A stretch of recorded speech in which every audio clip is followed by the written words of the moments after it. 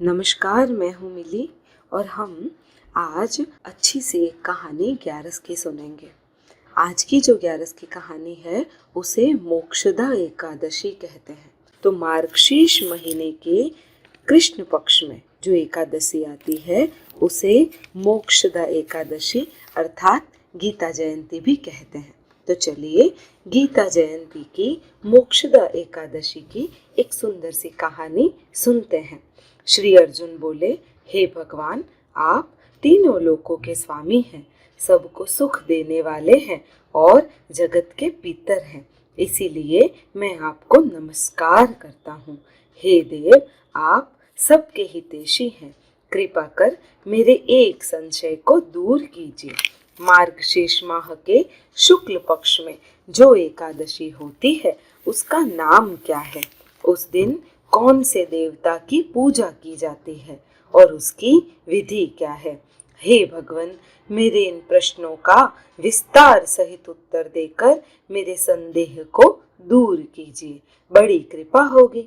भगवान कृष्ण बोले, हे अर्जुन, तुमने अत्यंत उत्तम प्रश्न किया है, इसीलिए तुम्हारा यश संसार में फैलेगा। तुम ध्यान पूर्वक सुनो। मार्गशीर्ष माह के शुक्ल पक्ष की एकादशी अनेकों पापों को नष्ट करने वाली है। यह मोक्षदा के नाम से प्रसिद्ध है।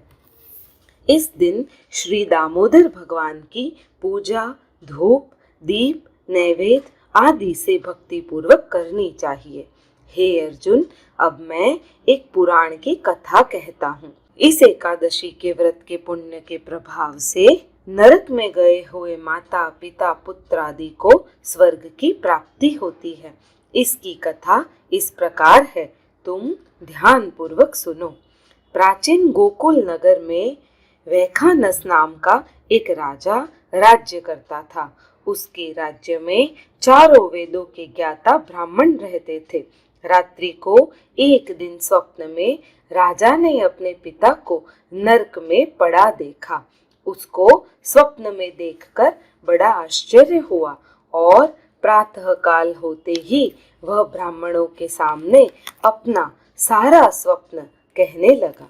हे ब्राह्मणों, रात्रि को स्वप्न में मैंने अपने पिता को नरक में पड़ा देखा और उन्होंने मुझसे कहा कि हे पुत्र, अब मैं नरक भोग रहा हूँ, मेरी यहाँ से मुक्ति करो। जब से मैंने उनके यह वचन सुने हैं तब से मुझे चैन नहीं है। मुझे अब राज, सुख, ऐश्वर्य, हाथी, घोड़े, धन, स्त्री, पुत्र आदि कुछ भी सुखदायक प्रतीत नहीं होते। अब मैं क्या करूं? कहाँ जाऊं? इस दुख के कारण मेरा शरीर तप रहा है। आप लोग मुझे किसी प्रकार का तप, दान, व्रत आदि बता दें जिससे मेरे पिता की मुक्ति हो जाए। राजा के ऐसे वचनों को सुन सभी ब्राह्मण बोले, हे राजन, यहाँ से करीब ही वर्तमान, भूत, भविष्य के ज्ञाता एक पर्वत नाम के मुनि हैं। आप यह सब बातें उनसे जाकर पूछ लीजिए, वे आपको इसकी विधि बता देंगे। राजा ऐसा सुनकर मुनि के आश्रम पर गए। उस आश्रम में अनेकों शांत चित्त योगी और मुनि तपस्या कर रहे थे। उस समय चारों वेदों के ज्ञाता पर्वत मुनि दूसरे ब्रह्मा के समान बैठे हुए थे। राजा ने जाकर उनको साष्टांग प्रणाम किया। पर्वत मुनि ने उससे सांगोपांग कुशल क्षेम पूछी। तब राजा बोले, हे देवर्षि, आपकी कृपा से मेरे राज्य में सब कुशल है, परंतु अकस्मात एक विघ्न आ गया है जिससे मुझे अशांति हो रही है। अब आप कृपा करके मेरे इस संशय को दूर कीजिए। ऐसा सुनकर पर्वत मुनि ने एक मुहूर्त के लिए नेत्र बंद कर लिए और भूत भविष्य को विचारने लगे। फिर बोले, हे राजन, मैंने योग बल के द्वारा तुम्हारे पिता के समस्त कुकर्मों का ज्ञान प्राप्त कर लिया है। उन्होंने पूर्व जन्म में कामातुर होकर सौत कहने पर अपनी दूसरी रानी को ऋतुदान मांगने पर भी नहीं दिया। उसी पाप कर्म के फल से तुम्हारे पिता नरक में गए हैं।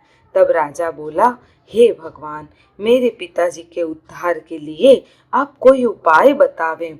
तब पर्वत मुनि बोले, हे राजन, मार्गशीर्ष मास के शुक्ल पक्ष में जो एकादशी होती है, उस एकादशी का आप उपवास करें और उस उपवास के पुण्य को अपने पिता के निमित्त नाम ले, संकल्प करें और संकल्प को वहीं त्याग दे।